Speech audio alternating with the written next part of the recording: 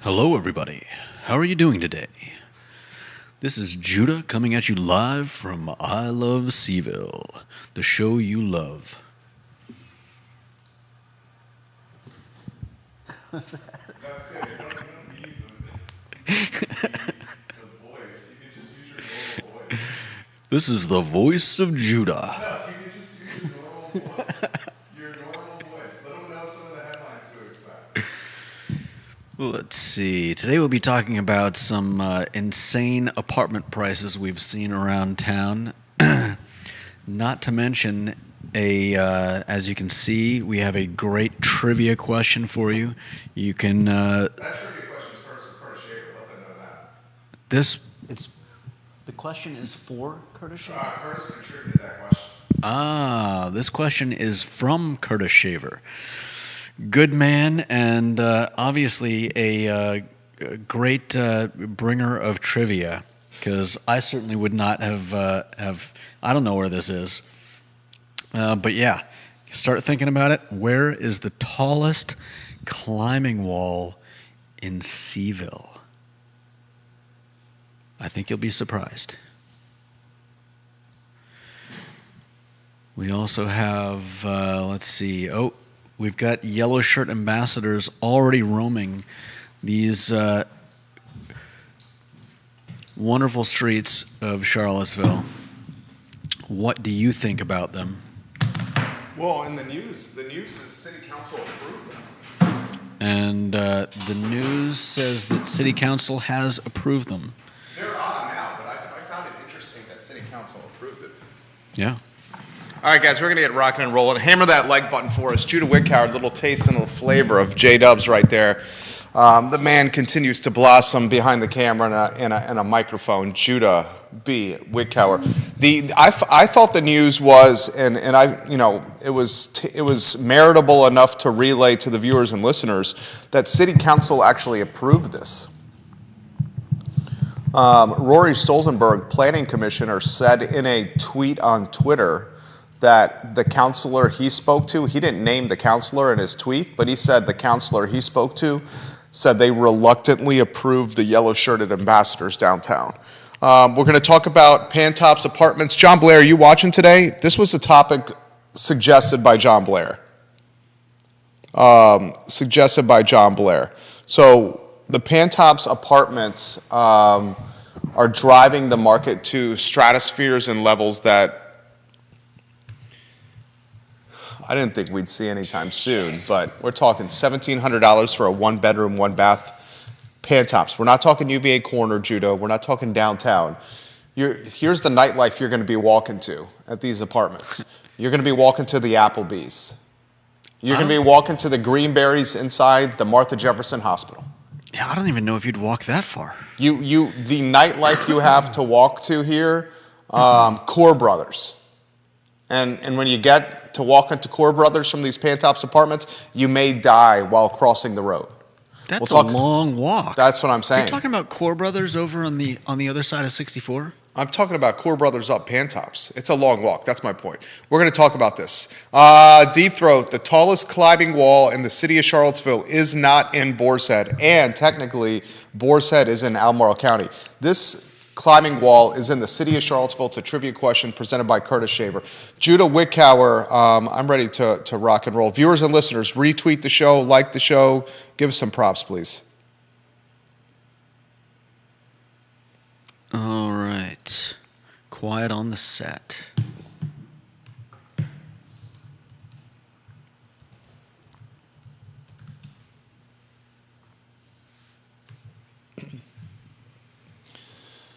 Good Thursday afternoon, guys. Jerry Miller here on the I Love Seaville show. Thank you kindly for joining us. We are live from downtown Charlottesville in our building, the Macklin Building on Market Street, and today's show is Dynamite.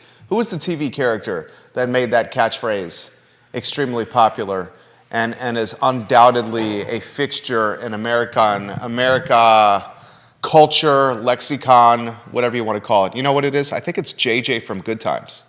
Yeah. Dynamite. So I'm going to look it up. JJ from Good Times. Remember the hat he used to wear? How would you characterize that hat? Kind of like how would you characterize, viewers and listeners, the hat that JJ used to wear from Good Times? That guy was a ball of energy. An absolute ball of energy on Good Times. All right, a lot to cover on the show. John Blair sent us this topic. JB, let us know if you're watching with a like on LinkedIn or a comment or two. He sent us a link for new apartments on Pantops. When John sends us something, just like when a lot of the viewers and listeners send us something, we stop, we read it, we consider it. Is this a great topic for the show? 90% of the stuff John suggests as a topic for the program, the next day is on the program, legitimately. A lot of viewers and listeners fall in that category. Deep Throat's another one. Albert Graves is another one that comes to mind. Dylan's Rule on Twitter is another one that's coming to mind. A lot of you, we count on you. We want the crowdsourced content. So here's John. He sends us a link for new apartments on Pantops. Judah's going to give us a map, a Google map, which we'll put on screen exactly where this new apartment complex is located. We will also showcase a couple of floor plans for these new apartments on Pantops. Here's a little hint. A 1-bedroom, 1-bathroom starts at $1,700 a month. I'll repeat that. A 1-bedroom, 1-bathroom on Pantops starts at $1,700 a month. We are not even talking, ladies and gentlemen, boys and girls, viewers and listeners of this fine and fair talk show, the downtown mall. We're not talking Midtown. We're not talking the UVA corner, where you can walk to a bustling nightlife, a shopping and dining and restaurant and drinking and boozing and hooking up district. Map is on screen. Judah's got the map on screen. J-Dub's crushing it already. Judah Wickhauer, the director. Look at the screen now. This is where this apartment complex is located. How would you characterize it, Judah? It's not close to anything. It's a long walk. You could get to... You're basically behind Martha Jeff, right? Yeah, you're behind... looks like you're behind Centaura, Martha Jefferson, and it's a long walk to, say, anywhere. Food Lion, if you want to go up to Pantops and get to Giant or Chick-fil-A. Probably want to take your bike. Someone within a few months ago died crossing Pantops. Yeesh. Literally struck by a car and died on Pantops. Here's why we're bringing this up. That's like a bad game of Frogger. That's the worst kind of Frogger. In fact, that's a great question if you want to go to a two-shot here. And then we'll weave the floor plans into the mix here. Worst places to play Frogger in Charlottesville. If you're trying to cross a road and you want to cross the most dangerous intersection in Charlottesville or Albemarle County, where would that be? I would say that's somewhere on 29. That hydraulic 29 intersection, the Rio 29 intersection has been alleviated because of the bypass. That's really made that intersection way better. The hydraulic 29, if you're trying to play Frogger by Stonefield, by Kmart, by that Whole Foods area, yeah, you're looking at, I'd say that's the most dangerous intersection in town. And I'd say people are probably getting their dander up just knowing that the chicken corridor is coming up. Oh, the cock block. That's the cock block. Yeah. Fried Chicken Alley. It's called the cock block. Let's just call it the cock block, Charlottesville. It's got a much better ring to it, and the sexual connotation gives it a little edge. The cock block. That's what Fried Chicken Alley is. It's 5 or 6 within, half a mile of each other? Anyway, we regress. Let's get back to Pantops. Yeah. Comments, put them in the feed. We'll relay them live on air. We also have a trivia question that Judah will put on screen for you. Where is the tallest climbing wall in the city of Charlottesville? Put your comments in the feed, and I will pick a winner.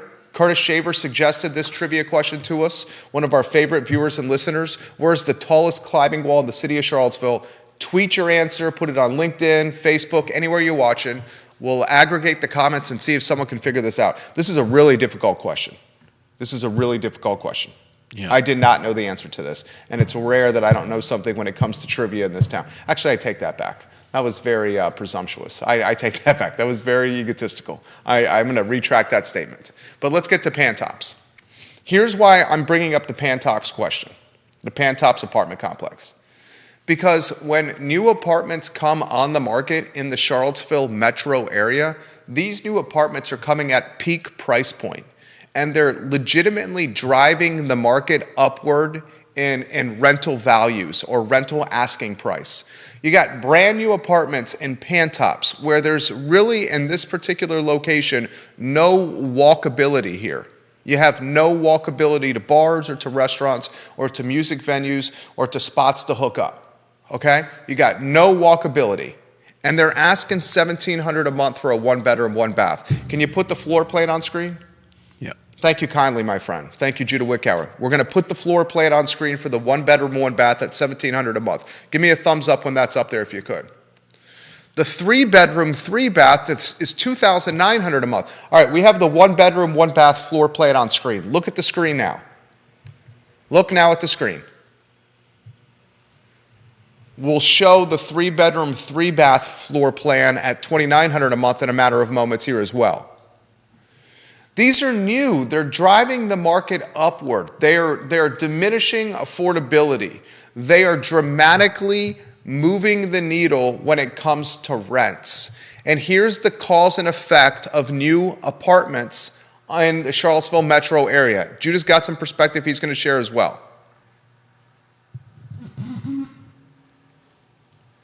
Here's the 3. The 3-bedroom, 3-bath is on screen, the floor plan. And we don't have to put them on too deep. We can go back to a 2-shot in a conversational setting on this. This price point sets the market, and it drives the asking prices for rents for the other big-time complexes northward. And word gets out about these price points, a 1-bedroom, 1-bathroom at $1,700 a month. And that's starting. So some of them that are positioned in better locations in the complex are going to be even more expensive. Isn't this basically what you guys mean when you're talking about comps? This will be a new comp. Yeah. And I want you to make the point that you were talking in our production meeting. And viewers and listeners, we're going to get to the comments on Twitter and Facebook and LinkedIn here. Make the comments you were making in our pre-production, our pre-show meeting. All right. So, because they're good. So we talk a lot about the market setting the price, and we talk about free markets and the fact that if nobody's willing to pay a certain price, then the price goes down until you meet the price that everybody can agree on.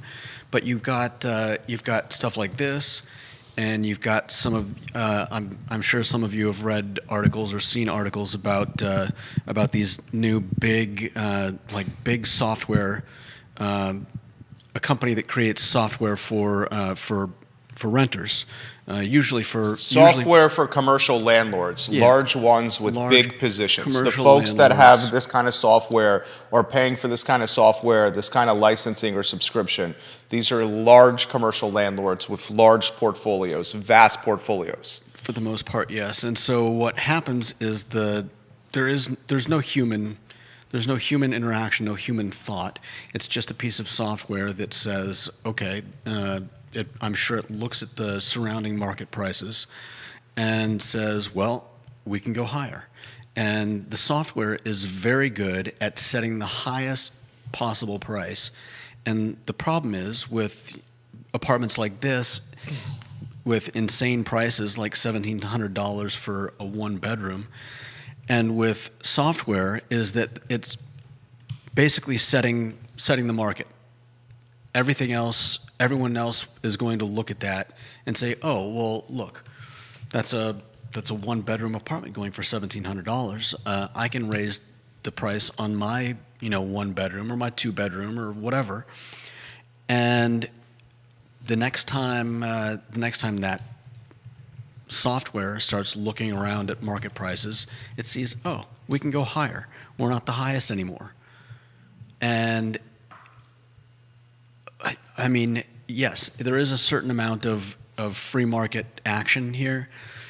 Obviously, if somebody can't afford, all right, let me jump in. $5,000 for a 1-bedroom, but a lot of people are either just gonna eat it or they're This is the leave it market. for someone This else. is the price. Let me jump in. I'm going to go a number of different ways here. Judah Wickhauer is exactly right. There's two kinds of landlords. Well, there's many different kinds of landlords, but for the sake of this talk show, let's say that there's the landlords in this community that have large positions, large portfolios. We're talking like the MSCs. We're talking like the Woodards, the Woodard Properties. We're talking like the Lee Enterprises company and their subsidiaries, just to name a few, okay? These have massive positions around the city. They may be utilizing this software technology to set rents. Most likely, they're using some kind of algorithm or some kind of web-based software that they subscribe to. I doubt they purchase it outright. I'm sure it's maybe a monthly subscription of some kind that helps them set rents. And when new apartments come online at a $1,700 a month clip for a 1-bedroom, 1-bath, that's going to start impacting rental algorithms that help set markets. Judah's undoubtedly right. The second type of landlord is the small-time landlord, someone like me. Yeah. Someone like me starts figuring out how to set rents on the portfolio they own on word of mouth or on what's listed on a website. Yeah. If you go to the villas at southernridge.com, I own a rental condo there, you'll see that Bart Fry, the developer of the villas at Southern Ridge, he's from Virginia Beach, of Fry Properties. He owns the lion's share of this condo complex. He's renting his positions. He's got on a website how much he's asking for the units he has. He's setting the market in a lot of ways for the villas. And everyone else that owns a rental property there is following what he is doing. The small-time guy uses word of mouth, the internet, or just word on the street to figure out how to set the prices. So there's no doubt in my mind what Judah is saying is exactly right. The small-time guy and the big commercial, the big residential landlord is going to see this number and it's going to have an influence. Yeah. John Blair sent this to us, and he put in the comment that he owns a home in Redfields. I used to live in Redfields. I used to live on Rockledge Drive in Redfields.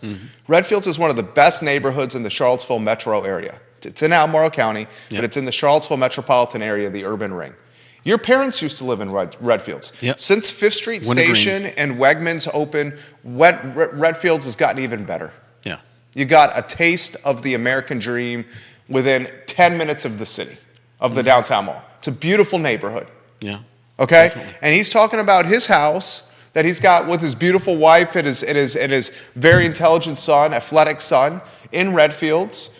The mortgage on it is less than the asking price of a 1-bedroom, 1-bath. Yeah. Think about that. These apartments also, it's important to consider, this is the cost, and Deep Throat, I'm going to get to your comments, they're very good. I wanted to echo this as well. New construction in 2023, it's extremely expensive. And when new construction, we represent developers and remodelers with the advertising agency. Do we not? Yeah. And what have they told us? The cost of goods over the last handful of years and the cost of labor since COVID has gotten out of control, right? Oh yeah. They can't even set I think one thing I remember hearing is they can't even set an exact price. You've got to have what do you call it? Price elasticity? Yeah, if the price of lumber goes up between when we're making this deal and when we're working on your house, we need the freedom.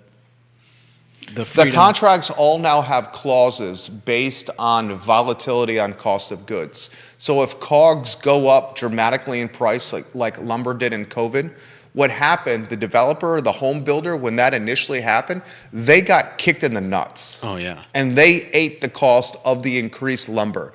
Now they all have clauses and caveats that say if this happens, the additional cost is going to be passed on to the customer. And the customer just then has to get kicked in the nuts. Okay? That is something that has, a cause and effect since the pandemic. Okay? But what's happening is the environment to build anything new has gotten so expensive that these are now the asking prices that justify that come with new construction costs.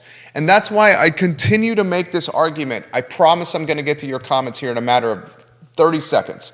Why I continue to make the argument, if you make the land in the area, let's just call Charlottesville City, more opportunistic from its zoning potential, that land is going to be more expensive because of that zoning opportunity.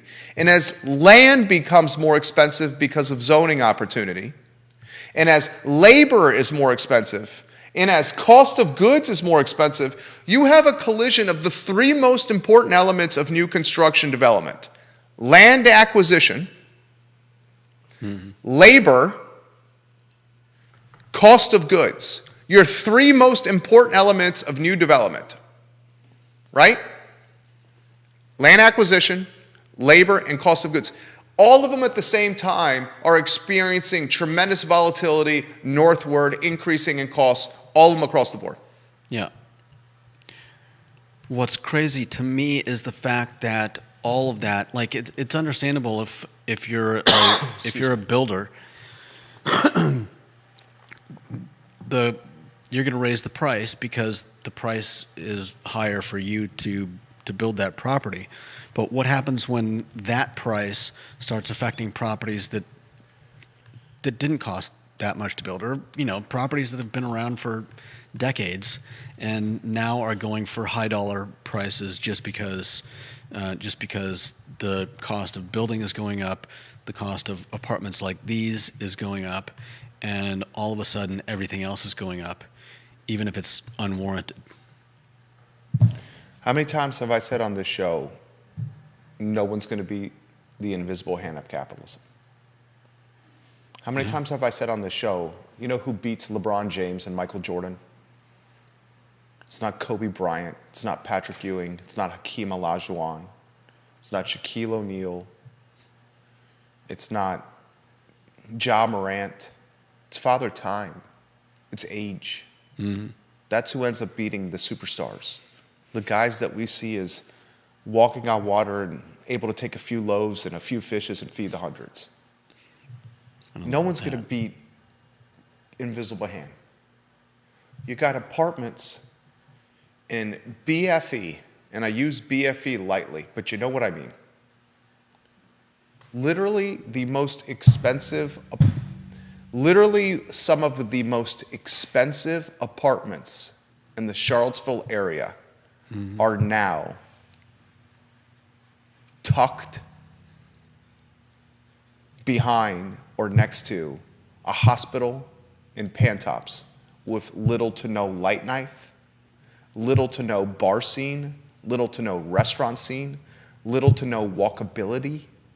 That may be Jim Hensley makes the point. That may be a selling point for the people that end up there. No selling point. Think about it. Oh, there's going to be no traffic sounds. No traffic sounds. There's an interstate right there. There's how many tens of thousands of cars are driving down 250? Yeah. I drive that every day from Keswick. But it won't be in your backyard. It's massive traffic. Massive traffic. Is it going to be near enough that it's even here's the marketing campaign. This is the marketing campaign Judah B. Wickower has suggested. Hey, come spend $1,700 a month for a one-bedroom, one-bath. Not only is it the most expensive apartment in the Charlottesville area, but you're right next to the Divergent Diamond interchange. You're right next to Interstate 64. You have absolutely zero walkability. You'll see the ambulances and the emergency room doctors trying to save people's lives. You're going to end up dying if you try to cross the street to Tip Top. Your closest bar is Applebee's. Yes, a chain restaurant. $1,700 a month. No traffic sound, potentially. That's not going to rent any apartments. Not when you put it that way, Mr. Put it that Salesman. way. That's the real way. That's how it is. That's what it is. That's not how I put it that way. That's how it is. You would make a poor real estate salesperson. I would make a phenomenal real estate salesperson. Not using a sales pitch like that. Okay, so how would the sales pitch be? This is how the sales pitch should be, okay? You want me to close the deal on how the sales pitch should be? I'm showing people the map. Okay. It does look dangerously close to the interstate, but in reality, I think there is some distance between where the apartments are going to be and the interstate. And Obviously, it's not going to be on the road. yeah, I, I think it's going to be far enough away that you're barely even going to hear anything. David Butler watching the program. He says, I live at Avmore, 2-bedroom, 2-bath for $2,100 a month. Old apartments, no venues to walk to except Darden, which Route 20 is also dangerous to cross. He lives at Avamore. That's right at Pantops, close to Pantops as well. The point of what we're doing here is that this is not in the nightlife hub. No. And they've become the most expensive apartments right there in Charlottesville area. So what happens to the apartments that are in the nightlife hub? They're going to go up. You're talking the other most expensive apartments in the Charlottesville area were the ones on West Main. In particular, the building where Blue Moon Diner is. Yeah. Do you know the Blue Moon Diner building? They did a beautiful renovation there. Those are the most expensive apartments. The Lark, the Standard, the Flats, that strip of apartments, they will all go up because of this. Yeah. Because they are in walking distance. Yeah. And you know what else will go up? Rent at the villas at Southern Ridge, at a particularly enterprising and entrepreneurial landlord who has a unit or two over there. This influences the market, from the big player to the little guy. Yeah. And that's why John wanted us to talk about it today. Let's get to comments. This is from Deep Throat. I love when Deep Throat offers perspective. He says, for new construction, this is what you get. He says, what do you think it costs just to build, even leaving land aside? He agrees that it's not a great location for young, childless people. But it also tells you that multifamily does not equal affordable. That's a good comment.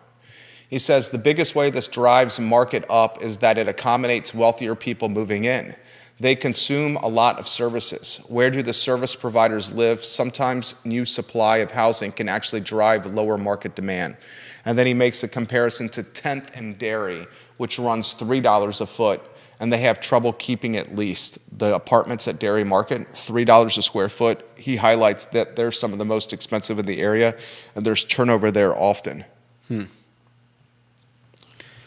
So one thing I don't think we've discussed, and you mentioned, you brought up again that John Blair sent this, and the what he was pointing out was the price of his mortgage, Right. as compared to the cost of renting one of these apartments. And that's the scary part for me, because And we're not speaking out of turn. He legitimately left this comment on the show. I think one of the toughest things that I'm sure a lot of people do understand, is the fact that if you're stuck renting in Charlottesville, as the prices get higher and higher, it's going to get harder and harder for you to save money. And one of the most disturbing parts of the whole rent versus buy questions is that oftentimes people go to a bank and they get denied a loan for something that would end up being just, for example, say a mortgage of $1,000. But then their choices, if they can't buy a home and pay a mortgage, is to rent. And so you end up renting something for $1,800 when the bank says that you can't afford $1,000, which is very disturbing to me. And one of the ways that I think people get trapped and have a hard time getting out of that cycle of renting and not being able to save and not being able to to get that home equity that you accrue as you pay off your mortgage. You're going to rent a 1-bedroom, 1-bath at this particular apartment complex. You need to put first month's rent, last month's rent, and security deposit up. We need to highlight that as $5,100. First month's rent, last month's rent, and security deposit. Yeah. 1-bedroom, 1-bath. It's $5,100. There was a time right before COVID early stages of COVID, where folks were using $5,100 as a down payment to buy a house. Yeah. Now $5,100 in 2023 is the down payment to rent an apartment. Yeah. It's insanity. Think about what I just said. And Jim Hingley's watching the program on Twitter. He did make a good point. He says when the bike pedestrian bridge across the Rivanna goes in near Woollen Mills, that's going to help with that location from a walkability. That's a great point there, Jim. Yeah. We appreciate you, Here's the map Jim. again. And you can see how close the Rivanna is to that. So close. So close. And you know what? Now that I'm on that note, and I'll get to Katie Pearl, I'll get to your comment here. I live in the Keswick area. Will some entrepreneur or business owner put a sports bar in the Keswick area, please? There is no sports bar or place to watch the game in the Keswick area. And there is a boatload of money and a boatload of houses. Glenmore alone has roughly 845 houses. Put a sports bar there and watch your business boom. Call it the Keswick Pub if you want to. Katie Pearl says this. She's the queen of Whitehall. This goes to your point, Jerry, on how this will play out with upzoning in the city of Charlottesville. No doubt it will drive the cost of equivalent apartments and housing drastically higher. 100%, Katie Pearl. She's a smart lady. If you're a developer that's going to build an apartment complex, I mean, heck, Christopher Bremen of Bramante Homes, friend of the program, built a small apartment complex on Shamrock in the JPA area. If the land becomes more flexible with its zoning and you can start putting apartments or density in a piece of dirt that was otherwise zoned R1 for one house, if that land becomes more flexible with its zoning and you could build more density, that land's going to be more expensive. And as it becomes more expensive at the same time that labor and cost of goods are at all-time highs, whoever purchases that property and builds something on it is going to have to rent it at top market price to justify the skin in the game and the investment and sweat equity and risk they have in the deal. That's why it's not going to create affordability.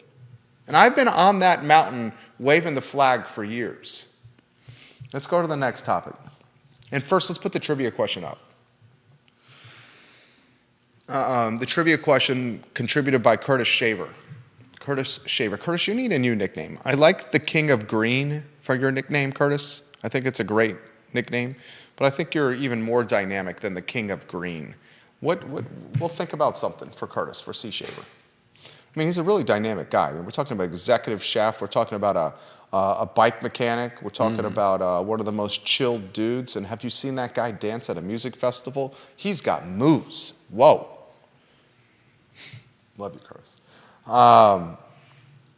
The question, where's the tallest climbing wall in the city of Charlottesville? This might be the toughest trivia question we've ever asked. Yeah. Where's the tallest climbing wall in the city of Charlottesville? Put the answer in the comment section anywhere you are watching, and you'll win some cool I Love Seaville stickers that we'll mail directly to you. City of Charlottesville and City Council approved the ambassadors downtown. I saw that on Twitter. Rory Stolzenberg said he talked to a counselor, and the counselor he did not name said they reluctantly approved UVA paying for yellow-shirted ambassadors on the downtown mall. That's a fresh piece of news. We talked to ambassadors yesterday, but we did not have exact clarity of how that relationship worked. Maybe all UVA said was, we're going to pay these people, go walk downtown. And I'm very curious, can a UVA,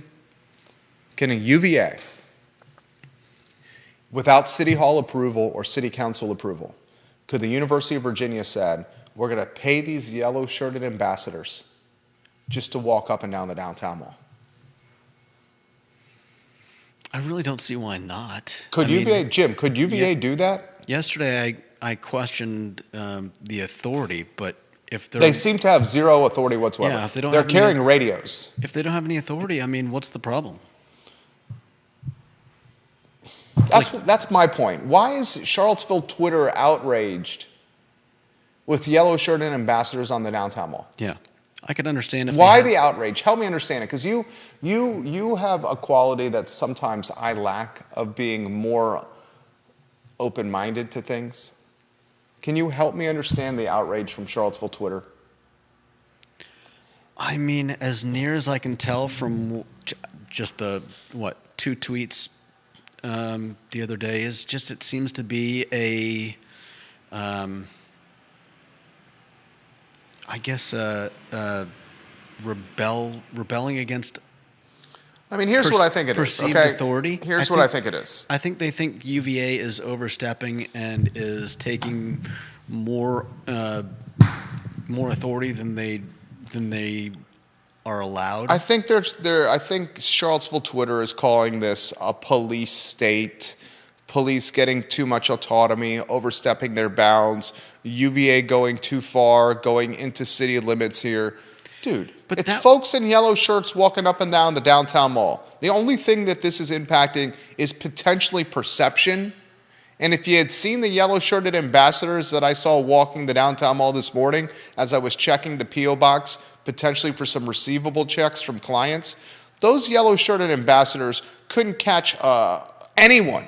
Couldn't catch a cold, could catch a purse thief, could catch someone skateboarding down the downtown mall. I'm talking, they were more resemblant of offensive linemen in the National Football League than anyone that's going to do any kind of foot patrol chase on the downtown mall. So they could tackle someone, but only Tackle? if they could catch up to them. They ain't going to catch anybody. They can't catch a cold. I'm serious, dude. Wait till you see them.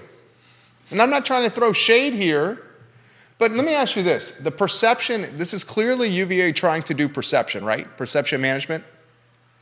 Possibly. They could be. I mean, this could be a concerted effort to help the police department. Hear me out, UVA. UVA, please make sure someone at UVA who's the decision maker hears what I'm about to say. Let's say, I think this is UVA's strategy of perception management, where parents of UVA students, when they contact the university outraged or angry that their kid is not safe on and around grounds, right? Parents are contacting UVA saying, what the hell is going on? There's too much gun violence on and around grounds. Someone got murdered on Ellwood Avenue. What the hell is going on?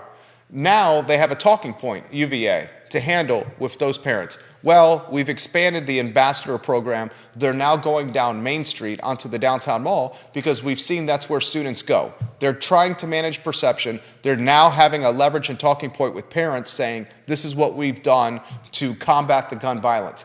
If the whole concept is perception management, which I think the concept of the ambassador program with UVA is perception management, why, dear God, are you choosing ambassadors that look like they have never, ever, ever, ever, ever, ever seen exercise or a gymnasium or any kind of fitness endeavor?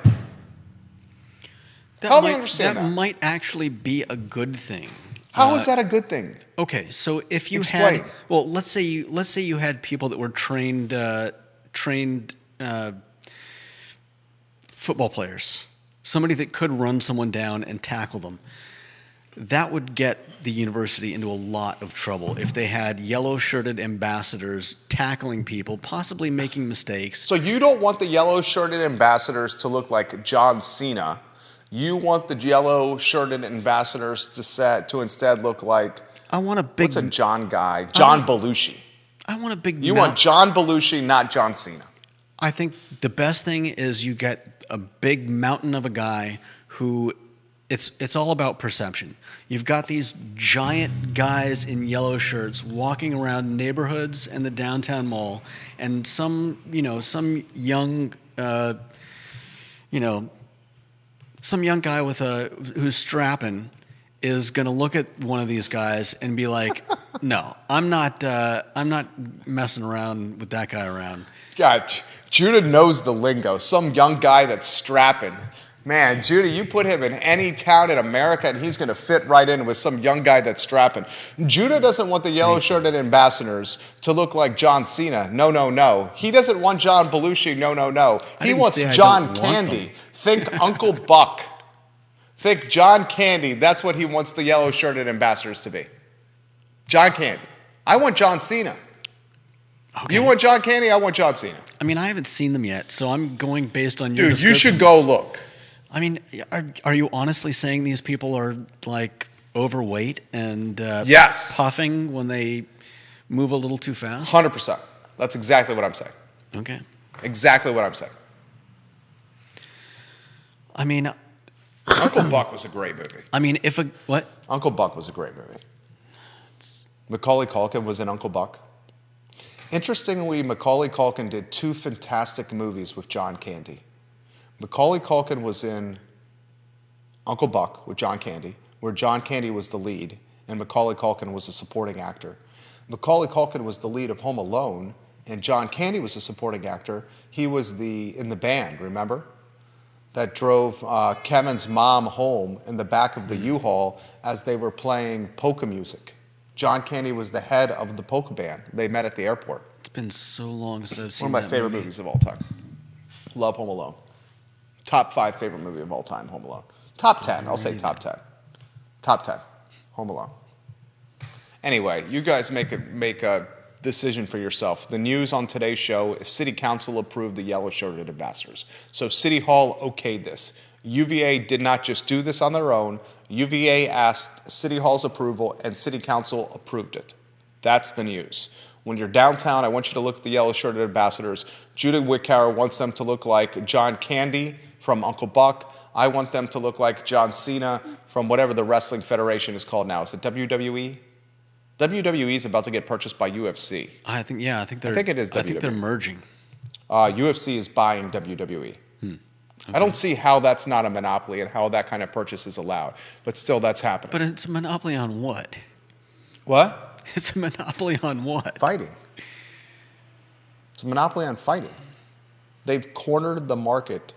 Dana White and his parent company are trying to corner the market on combat sports. They own UFC. Dana White owns the slapping league. Have you seen the face slapping league that's coming? The UFC is launching a face slapping league where 2 idiots look at each other, they sit across from a table and allow the other person to slap them as hard as they humanly can on the face. Explain this to me. Help me understand this. Viewers and listeners, please help me understand. The National Football League currently is under tremendous scrutiny because of head injuries and concussion protocols and the lack thereof in the NFL. Hold my beer. Okay? NFL's under scrutiny, but somehow the UFC is allowed to launch a face-slapping league where someone can stand across from you and hit you as hard as they can without gloves on across the face. That's not going to have long-term damage to someone's body? Is it not? Who wants to make some money? Go and let Mr. T club you in the face. Repeatedly, over and over again, without a glove on. With a bunch of other folks cheering him on. Different strokes for different folks. Amen, brother. Say it again. Say it loud and say it proud. Different strokes for different folks. That's my boy. And I didn't say baby boy. You told me last time not to do that. It's a little odd. It's a little odd. Get into the meme page again. The meme page? The meme. Become a meme. I like them. All right. Also, from yesterday's show, we asked you a trivia question. Who could name 4 eateries or restaurants in the city of Charlottesville that were named after their founders? 4. 1, 2, 3, 4. I thought there were only 4, and then I came up with 5 during the show. Well, ladies and gentlemen, you guys contributed a number of suggestions. Ginny Who on Twitter, you offered some suggestions here. Curtis offered some suggestions. Kevin Yancey, Carol Thorpe all answered and offered suggestions. Olivia Branch offered suggestions. There's 10 Charlottesville City restaurants that are named after their founders, Judah. That's crazy. 10 restaurants in Charlottesville City named after their founders. And I'm going to rattle those 10 off for you. Christian's Pizza, 1. Dino's Pizza, 2. Mel's Cafe, 3. Hamilton's at First and Main, 4. Voo Noodles, 5. Benny Del Luca's, 6. Ralph Sampson's, 7. Tubby's, 8. Peter Chang's, 9. And Timberlake's Drugstore, 10. Remember, we found out last week Timberlake's is technically the oldest restaurant in the city of Charlottesville. 1917, Timberlakes. The Virginians, 1923. But we weren't sure exactly when they started. No, 1917. They have photos in Timberlakes that show the restaurant at the soda fountain at the front of the store. We were not sure if they the were soda serving fountain food at had the fountain. food. Yeah. We could confirm the soda fountain served Yeah. milkshakes and flavored sodas. Right. We assumed, because who would not have a soda fountain without food, that there was food some kind, but we could not confirm it with photographic evidence. What piques my curiosity is, was Tubby a first or a last name? I don't know. And can someone verify, any viewer and listener of this Fine and Fair talk show, can we get 100% verification that Tubby's is named after the founder? There's a little bit of assumption in that list of 10.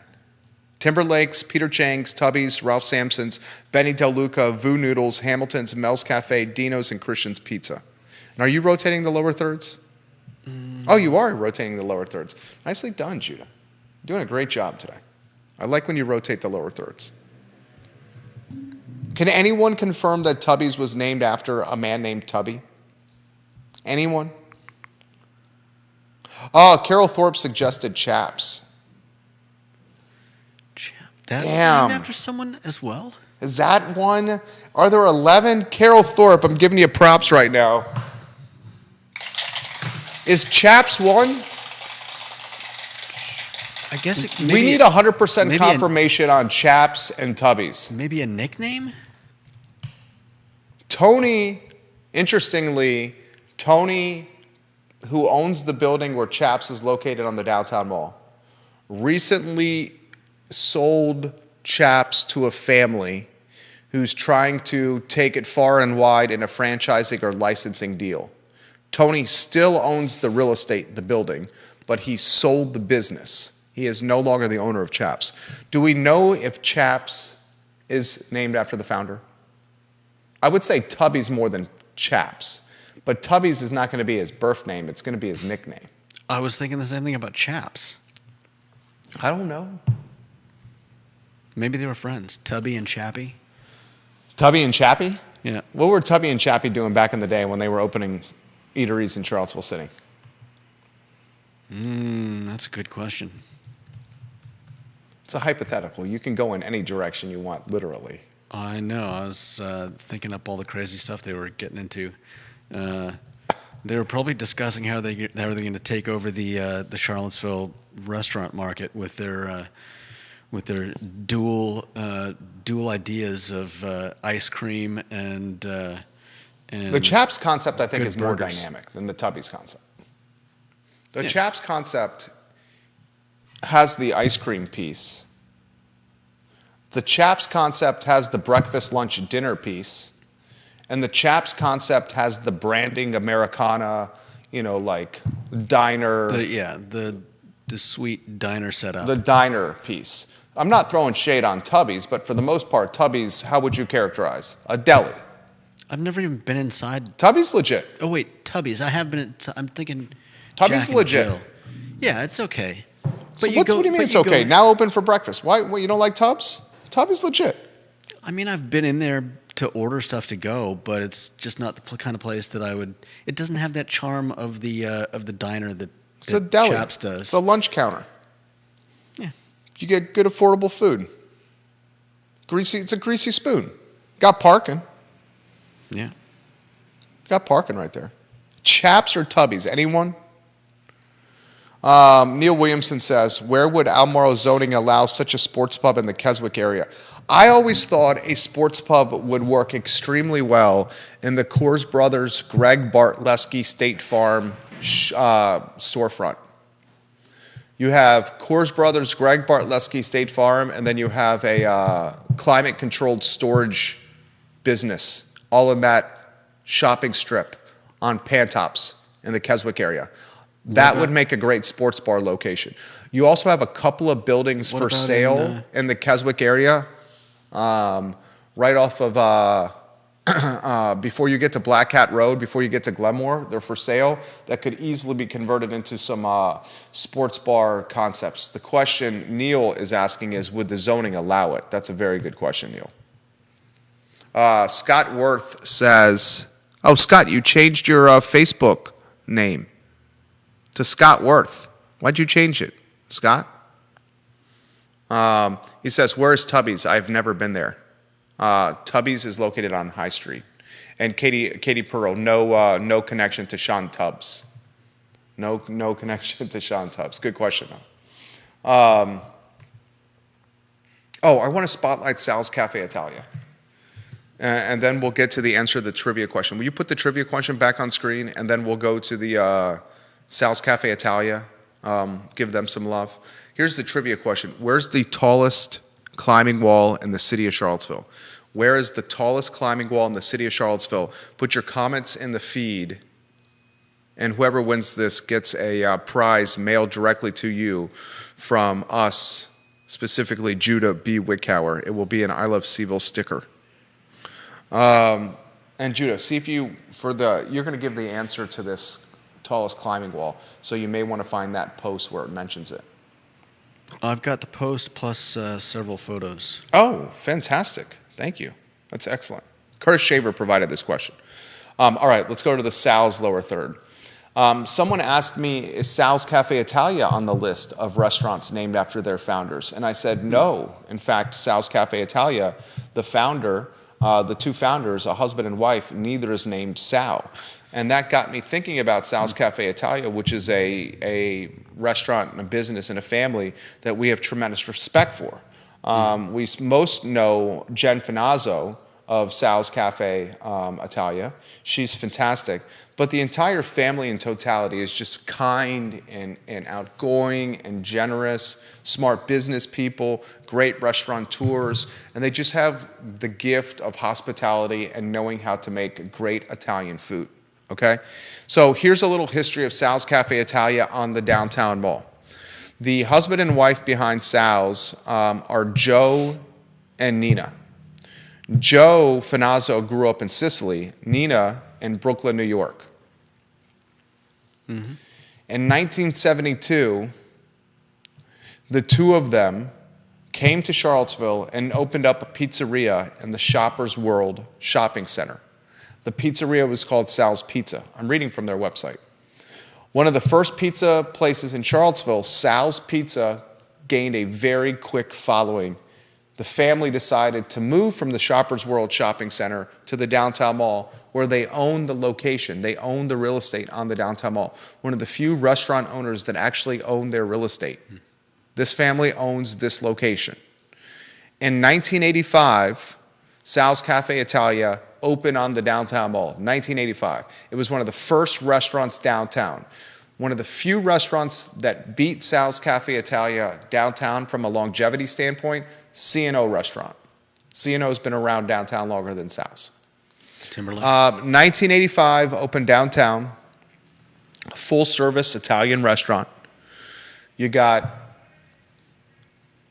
not a day goes by where you probably don't see a family member in the restaurant working, supervising, or smiling.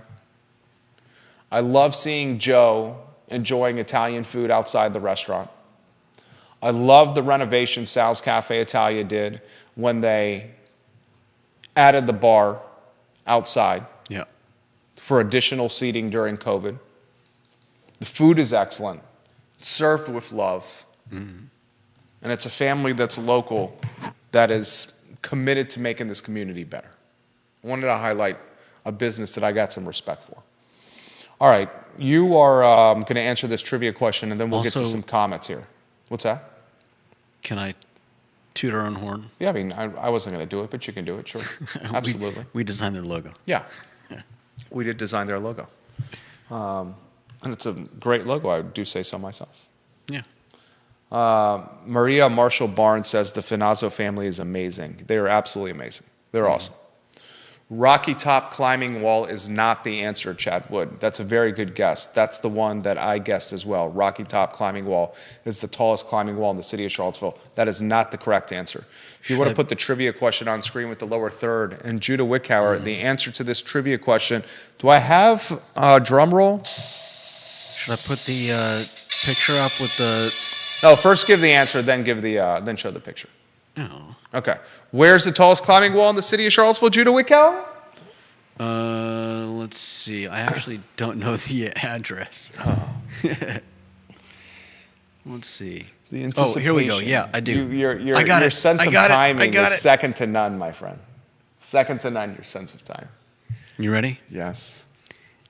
817 King Street. 817 King Street. Give us more. This is in a private residence, and this was recently on Nest Realty Charlottesville's Instagram and Facebook pages. Judah, the show is yours. The tallest climbing wall in the city of Charlottesville is in a private residence. Go, Judah, go. This is a nice place. Here's the view with the statement that the 3-story passive solarium that doubles as the city's tallest climbing wall. It's a pretty cool view. That's so dope, dude. But A 3-story climbing wall inside the home. Well, What's the address again? 817 King Street. 817 King Street. This is so dope. Keep talking to us, Judah. Here is the view. Here's the opposite view, looking down the wall, down into the solarium. Okay. So this is when you're at the top of the climbing wall. Yeah. Dude, some kids are going to spend so many hours climbing this climbing wall on King Street. Keep talking to us. This is an amazing place. Here's a view from the side. And finally, the same view from the first picture, but without the writing getting in the way. That's so dope. No one got it. Not a single person got it right. I'm not sure how they would unless they follow Ness. unless they knew that property. Yeah. What's the address one more time?